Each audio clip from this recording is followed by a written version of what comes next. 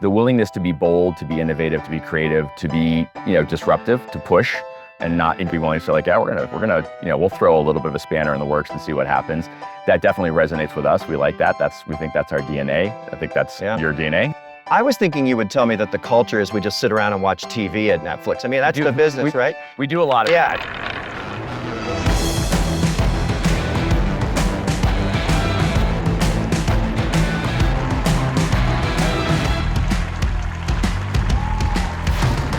Hi everybody, I'm Mike Sievert. Welcome back to Sidekicks. Since 2017, millions of T-Mobile customers have been enjoying one of our most popular benefits, streaming their favorite movies and TV shows at no extra cost. And that is possible because of Netflix on Us, an incredible partnership with the world's most iconic entertainment platform, Netflix. And today, we have Greg Peters.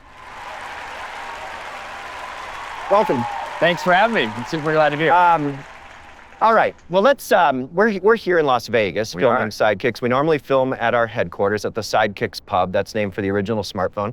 But we're here in Las Vegas because it's the Las Vegas Formula One Grand Prix. It is. And I feel like we got to start there because the Netflix platform has been transforming and plunging into sports. And I feel like it's not an overstatement to say that Netflix is maybe responsible for the fact that we're all here and that there is a Formula One Grand Prix. I mean, the profound impact on the sport from Drive to Survive. Did you guys see that coming when you greenlit that show? No, I would say, we obviously try to bet on things that we think are going to be popular, right? And then, some of them work out in a good way. Some of them don't work out as well as you want. And then some of them work out in a way that you could never expect. And I'd put Drive to Survive in that category. But I mean, we really believe in the storytelling around sport because, we all know these amazing players that have, drivers that have incredible stories about how they struggled to get there. And we thought, this is drama. This is human drama that we can tell in a compelling way for an audience around the world. And that's definitely worked out with Drive to Survive. When I first heard that Jake Paul and Mike Tyson would be facing off on Netflix, first of all,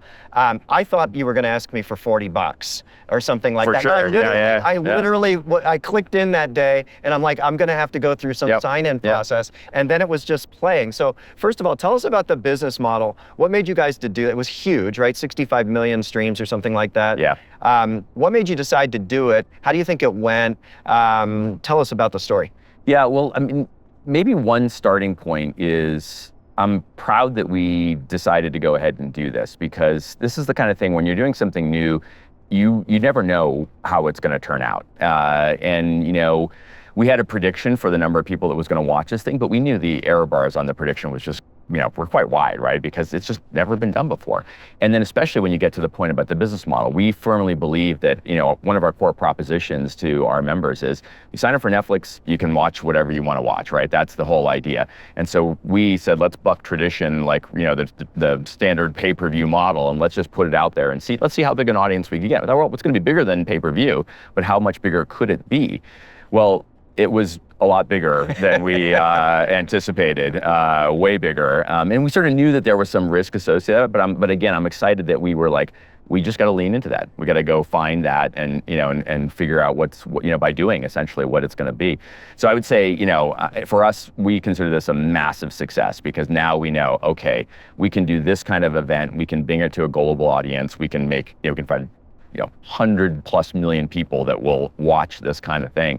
So now, of course, the challenge for us is, one, we want to go do it, even better, right? So we can learn a lot in how we actually make the whole experience even better for our members. But the next question is what are the other events like this that we can do around the world and trying to figure out how to. And I know you're not going to pre-announce that, but how are you thinking about that? What kinds of things? Well, I mean, it's we want to do something that isn't standard, right? And I guess the Jake Paul Tyson fight is is very unusual, right? So we're trying to think what are these kind of things that we can do that are irreverent a little bit, that are bold, that are maybe unorthodox. This might sound familiar, to you. That we can sort of mix it up a little bit and do something funky, and then also put the glitz around it, put the entertainment package around it. That's what we do is we entertain folks, and so we want to do that in a pretty interesting, compelling way. So how can we layer on something that makes it even more special? Since we're here in T-Mobile Arena, let's talk about the T-Mobile thing for a minute. We've been partners for a long time. Yep. I think we started Netflix on Us in 2017. It's been emulated widely, not just in the US, but around the world.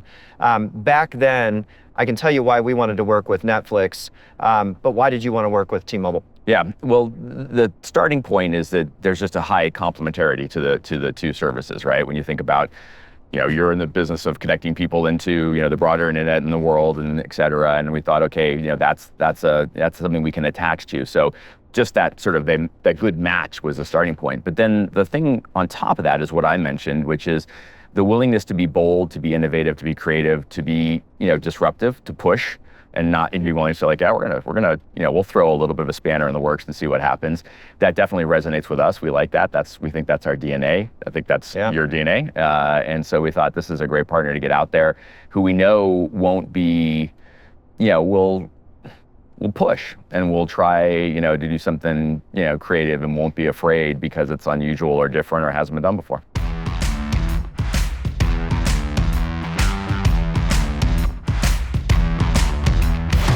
The first of our 5 values is customer love. Love our customers and show them we'll do more. And there's nothing more emotive, I think, than storytelling. And you guys are the most iconic storytelling platform in the world.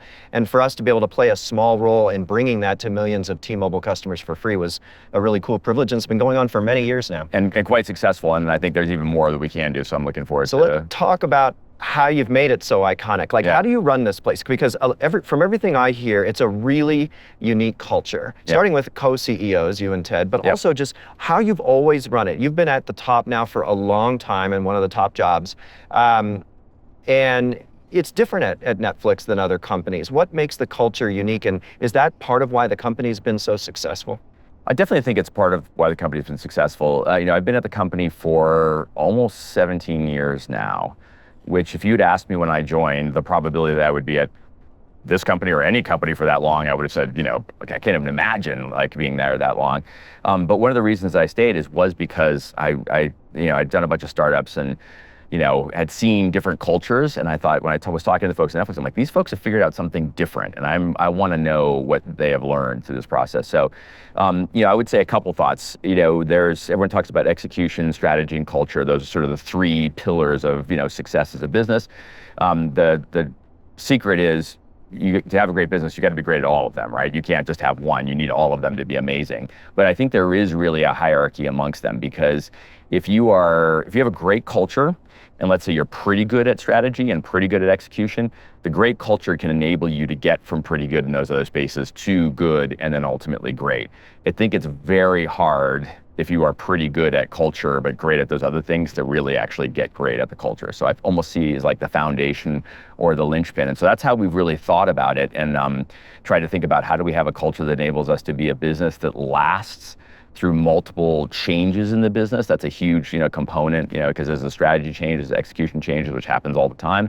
How do you have this sort of, the fundamentals that allow you to do something new that you may not know how to do? You may have very poor executional capability at it, but how do you figure out how to be great iteratively over time? And that's what the culture enables. I've been watching the company for a long time because I actually lived in Los Gatos when the company was founded, and I had little kids, and so I jumped in right away to get the DVDs in the mail. I can't prove this to you, but I'm sure I was in one of the first 10,000 customers or something like that.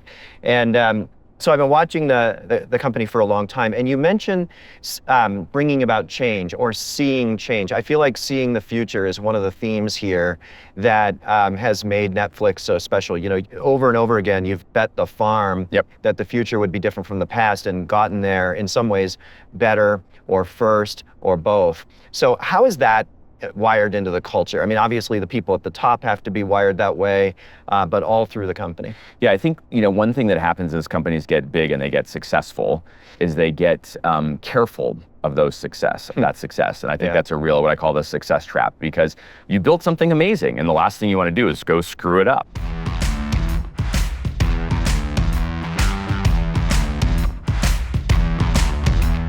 Are you a TV guy? Are you into it? I'm a huge fan. I love film. What are you watching? What should we be watching? Well, I would say I'm watching Black Doves right now, which is a great drama. But if you haven't seen, Perfect Couple is amazing. Nobody Wanted This. Those are really good. Yeah, all right. There's a fan. We got that. That's good. We've got some amazing stuff coming up. We've got returning seasons of Wednesday, Squid Game that's coming. So it's just going to be a lot. It'll be a good couple months. So you guys keep transforming it. I mean, we now, because in order to make sure that the costs don't land on your users, we have the option of advertising. That's really cool because we don't want to be paying all those fees, et cetera. But some people do, so you have the options. What else is coming? What's changing in the world of streaming as you see it? Yeah, well, so you mentioned advertising. I think the magic is what you described, which is we can give a lower price to our members that be able to have them have this amazing set of entertainment that available to them. It gives us an opportunity to work as partners in a different way, which I think is super valuable. So we'd love to be, part of your offering across everything that you go do and think about what's the right Netflix offering to include, to help you differentiate and add value in that process. We mentioned live, so that's a big thing we'll be doing more of. We're trying to figure out what exactly that looks like now that we've learned more. We're doing 2 NFL games on Christmas Day, and again, we're trying to bump it up a little bit. We got Beyonce that's gonna be doing. There we go. Now we're talking. So that'll be another fun one to get out there. We're doing wrestling. We got WWE that's coming. We're going to bring that around the world. So that'll be exciting to see how it goes. Then we got to figure out what that looks like, as we want to expand that. Games is another big one that we've been doing. We've been sort of slowly building capacity and building these games. So we're going to relaunch a Squid game, just before this next season of Squid Game, which will be pretty exciting. So we'll see how that performs, but I'm optimistic about that. So that's a good place to be. So we got a lot of stuff we just got to keep pushing. Because of you, we're living in the future, my friend. Thank you very much, Greg. Appreciate it. Good stuff. Thank you. Greg Peters, everybody. And that's it for Sidekicks Conversations for today. Thanks for tuning in. See you later.